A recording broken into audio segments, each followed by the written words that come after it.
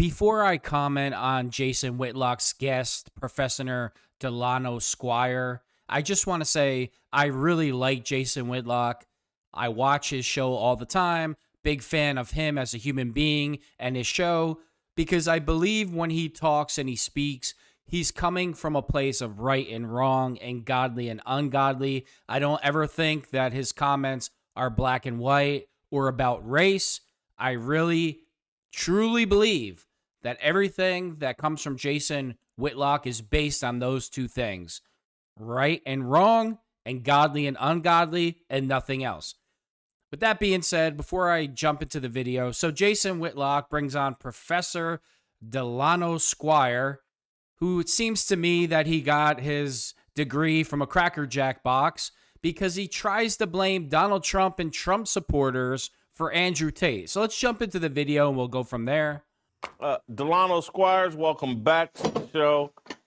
Delano, I'm going to just, somewhat just turn the floor over to you because I'm telling you, I'm dazed, I'm confused. I don't understand the Andrew Tate phenomenon, why he's important, why some people feel compelled to defend him. I don't get it. Take me through a starter course. Andrew Tate one-on-one. How did we get here? Why are we here? What am I missing? So, Jason, I'm not really an official Andrew Tate historian, but I can tell you what I've seen and observed over the last couple of years, right? I think Andrew Tate is an important figure because he's an influential figure. And anyone who works, particularly with young men, talks about how often his name and his ideas come up, right? So he appeals to young men in the same way that professional athletes have always appealed to young men, right? Let's say from his perspective, he's tall, he's good looking, he's a fighter, right? So he can use his hands and his feet. He drives fancy cars. He's always surrounded by pretty women. He has a big house. And he's a guy who says, look, I can teach you guys how to get money. I can teach you guys how to get women. I can teach you guys how to drive nice cars and to have all the trappings of a successful life. But you just have to follow my instructions and the things that I'm saying. So I'm not surprised that he's an influential figure, and particularly given some of the things, obviously, that we talk about how society, particularly in the West, attacks men, denigrates men, says that all of society's problems are blamed on men. You have a voice who says, no, there's nothing wrong with being male. In fact, being a man is a great thing, and I'm going to show you how to be the best man that you can be, and if you follow my lead, you can have all the things that I have. So I understand the phenomenon in terms of why he is influential. Now, the issue is... I got to stop it right there and comment. The reason why Andrew Tate is so influential to young men is not because he's telling them things that we all know. There's nothing wrong with being a man, masculinity. They already know that. The reason why Andrew Tate is so popular to young people is because the majority of young people don't want to work hard. And this is a grift that Andrew Tate does. He says the obvious, and then he says, oh, and by the way, if you follow me and you like me, give me some of your money, and I'll teach you how to make the fast money by being a pimp, a human trafficker, and a pedophile. Young people don't look at Andrew Tate like he's an athlete. They look at Andrew Tate as, well, he's living a great life. He's leading an easy life. He's making easy money. Teach me how to do that because I don't want to get my hands dirty and have to work for a living. That's why they like him. Andrew Tate represents many of the values that conservatives and Christians and people who have some sort of moral or ethical compass say that we stand against, right? He's sex crazed. He describes himself as a pimp.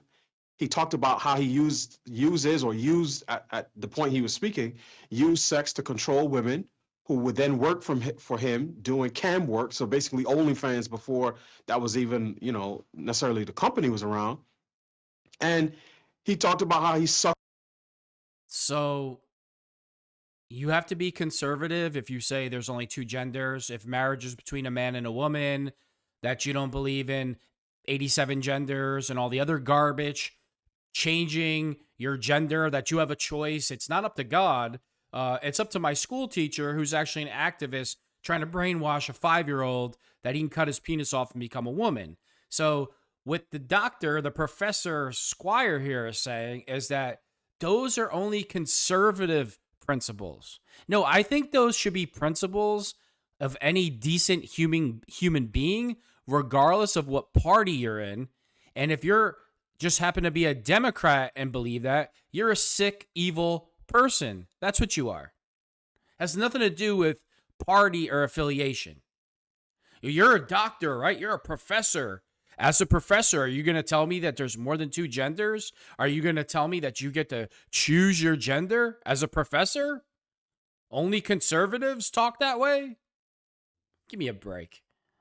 Suckered men out of a lot of money because, you know, they get, oh, this woman, she's really into me. And she's like, no, she plays like she's into you so that you give her money. And in fact, when you give her money, you're giving me money.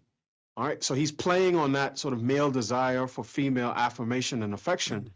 And in many respects, to me, like that whole part of his persona is just a Ponzi scheme, right? He's making money off the gullibility and the insecurity of other men. Now, there's the criminal charges and all that.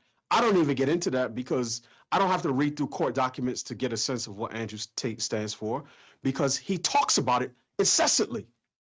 He's ubiquitous online, on podcasts of every different stripe, and he's constantly talking about his worldview and philosophy. And I think, and so I'm gonna put a pin in that. There's the other part of it where he speaks against traditional values. He's anti-marriage. When he talks about family, he's like, look, go to Colombia, go to Thailand, go to some third world country, right? Second or third world country, find you a nice looking woman, impregnate her, right? Send a few shekels every once in a while, keep her and the baby alive, come back to America, and you have your seed, right? Walking around, it's a little Tate baby, but you don't have to be bogged down with all the, you know, the difficulty of raising a child, particularly raising a, right, the responsibility. So he's talked about that. Now, I've seen reports that he has 8 kids, 10 kids. I'm not sure. It's not something that he really talks about in specificity, but nothing that he stands for is pro-marriage, pro-family, pro-traditional values. He's talked about. See, the professor here isn't too well versed with Andrew Tate. He didn't do too much research on Tate. I could tell. See, from podcast to podcast and interview from interview, one, depending on who Tate's around, if he's around legitimate people, I'm all about marriage and tradition and the family and the head of the family. And then if he's around some 17 or 18-year-olds, then he talks another type of nonsense. See, he's a chameleon. He's a grifter. He's a con man. He's a human trafficker, a pimp, and a pedophile. And how do I know this? Because I've read his tweets, I've looked at his videos, and in his own words, he tells you. That's how.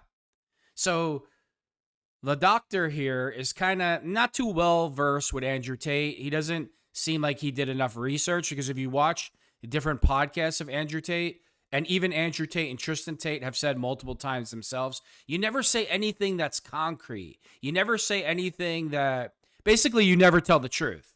They've come out and said that on podcasts. Don't ever tell the truth or seem like you're picking a side, because then that alienates one side of your audience who you're trying to get money from.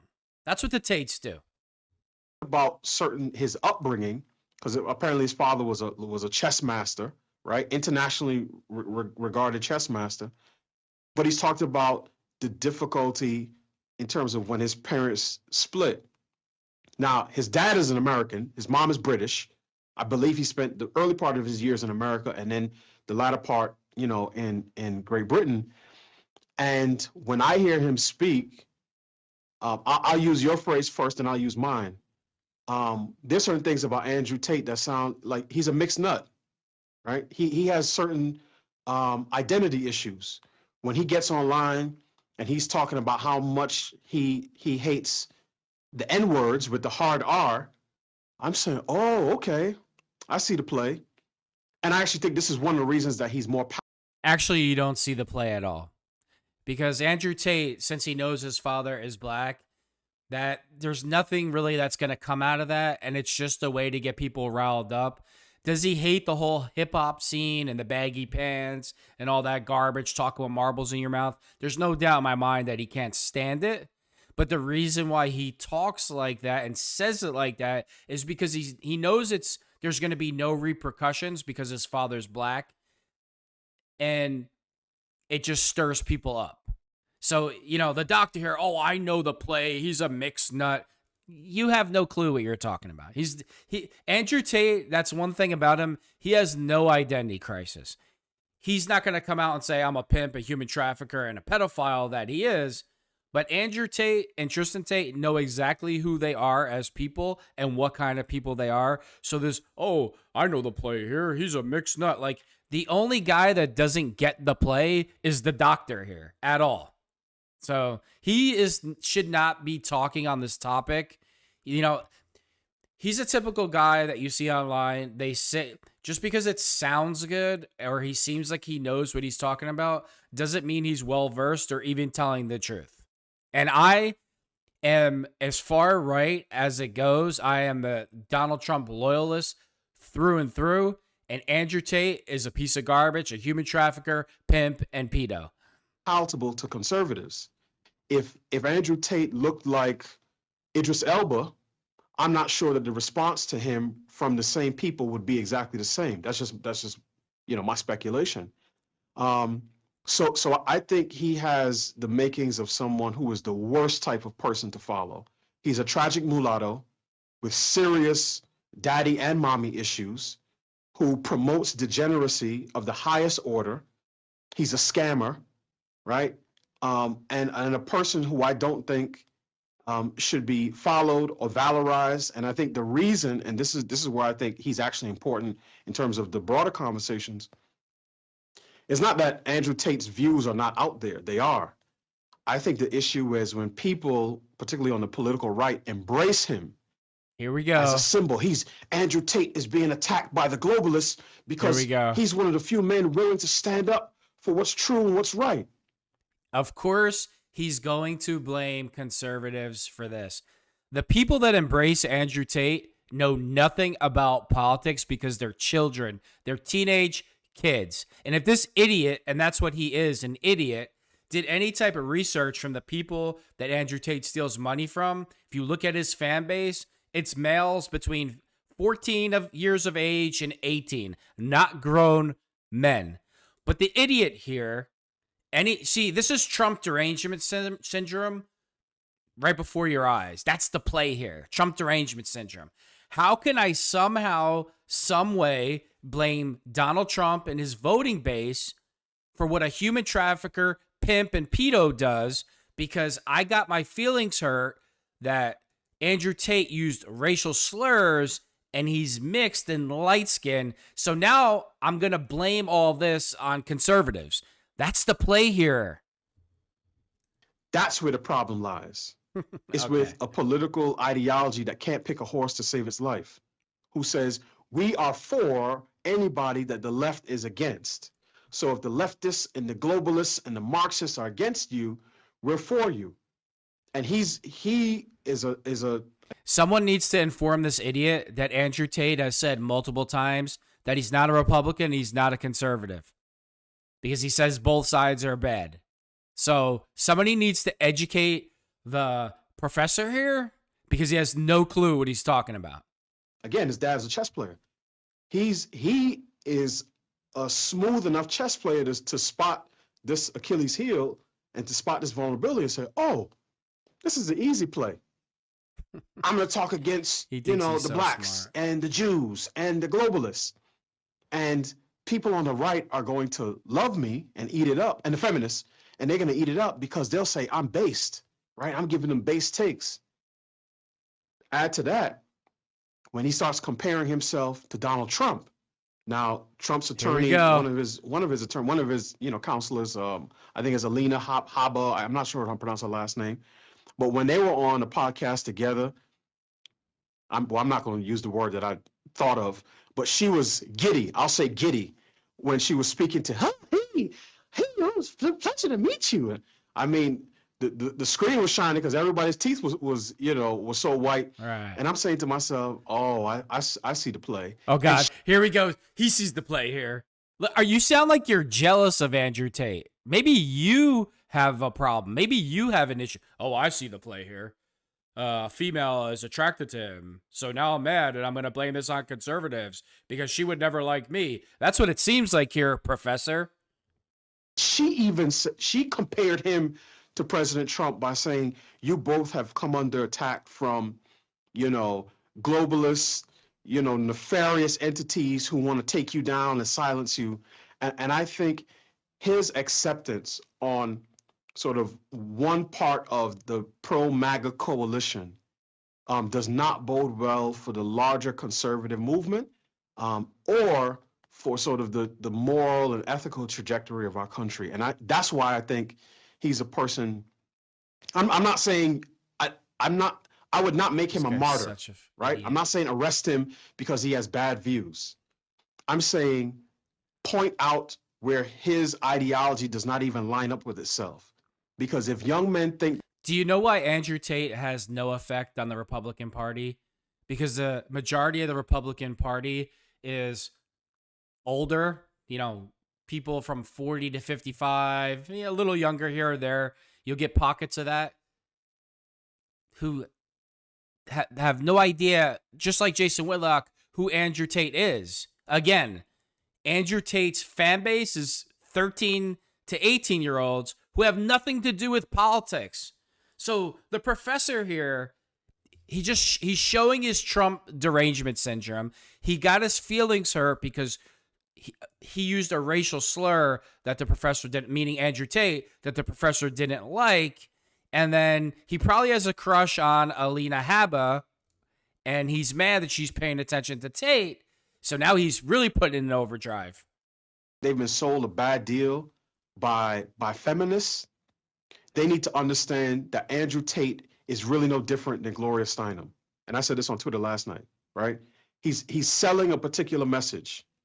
Gloria Steinem in the 1960s was telling women, working for your husband is a bad deal. Marriage is a bad deal, right? Go out in the corporation. Go make your own money. Stand on your own 2 feet, right? You don't need a man to fulfill your life. And Andrew Tate is right there on the other side. This is the horseshoe theory in effect, right? On the far right, quote unquote, telling young men, marriage and family is a bad deal. Traditional values are a bad deal. Make your money, build your own empire, right? You don't need a woman to fulfill your life. And I think I would attack him in terms of his. Like 87% of Trump supporters are married. I think it's even closer to 90%. This moron doesn't know. He claims to be the Andrew Tate expert, but doesn't understand Andrew Tate's fan base, who are literally teenage kids, where Apple had to come in and shut off Tate's app on there because he was stealing kids' money. They were using their parents' credit card to join his apps. It was like a giant Ponzi scheme, and Apple turned the app down. But this idiot here, he's blaming the right and conservatives for Andrew Tate. That's who he claims that Andrew Tate's fan base is. Genius. Where did you get your degree from? Cracker Jack box, Rice Krispie treats box. I'm really curious where you graduated from. Ideas. And I can do that without even getting into his, various legal and challenges and criminal court cases. Because you don't know anything about him. He's has executed this, hey, I'm a victim card, and conservatives have fallen for it. Yes, he's a victim of the globalists and the feminists and, the DEI crowd or whatever, and he's played that game, and that's, I see it like, if he weren't in these legal problems, I don't think he would be leaning as hard into the conservative alleged values or playing this whole victim. But it was like, hey, how can I get someone to defend these horrible things that I've been accused of? Well, I'll pretend like I'm a Trump supporter, and and because I get to pretend that I'm half black, and he is half black. It's like, hey, I'm a half black Trump supporter, and people are rallied around. We need black supporters, and we need black men, and so let's not kill Andrew Tate because that will hurt us with black men. And again, this is where I like politics gets in the way of truth and righteousness. And that's the real danger. That's not what it is at all. The voting base that Republicans try to court the most are the younger voters, 17 to 18, the 19. Again, kids that are basically right at the age to vote. And Republicans think that majority of those kids know who Andrew Tate is. It has nothing to do with Tate is half black or half white or whatever he is. Most people don't even know what he is. You guys are digging way too deep. You're overthinking all of this. Andrew Tate goes on all these podcasts not to have people defend. He doesn't look at it like that. He's looking at it as potential customers. People will hear me on the show. They'll think I know what I'm talking about, and then they'll buy my courses. He's not. And then Republicans are not having him on because he's half black. That has nothing to do with it. They have him on because they're trying to court a younger voting base. It has nothing to do with race whatsoever, like zero. You guys are so far off on this, it's ridiculous. Let me make this clear. Andrew Tate is a human trafficker, a pimp, a pedo. I have looked at the case file. I have looked at the WhatsApp messages that Dicot has intercepted him and Tristan, talking about slaving bees all day, not letting them visit their families, lock them in the house, don't let them go anywhere by themselves. That's the definition of human trafficking. They are guilty as hell. We don't know what's going on in Romania. Romania is super corrupt. They might be paying their way out of being prosecuted. One of the biggest lies that Andrew Tate likes to tell is his case has already been dismissed. It hasn't been dismissed. If anything, they've added like 17 additional charges to the case. So all Andrew Tate does is lie. Patrick Bet-David, another scam artist. That's another podcast that Andrew Tate likes to go on all the time because birds of a feather flock together. A couple weeks ago, Patrick Bet-David helped Andrew Tate in a crypto scam, getting young people's money from them, the GoDaddy coin or something. Patrick Bet-David announced the coin on his show. You don't think he's going to give him a kickback of the money? A lot of these guys are scammers, grifters. And this appeals to a lot of young people because the majority of young people don't want to work. You guys are way off base here. This so-called professor is just a total moron, has no clue what he's talking about, did absolutely no research on Andrew Tate, who his fan base is, who supports him, because all he wanted to do was get on Whitlock's show and blame Donald Trump and show his Trump derangement syndrome and blame conservatives. The majority of conservatives, like 80% of them, have no clue who even Andrew Tate is. This guy is a total moron. I'm done with this.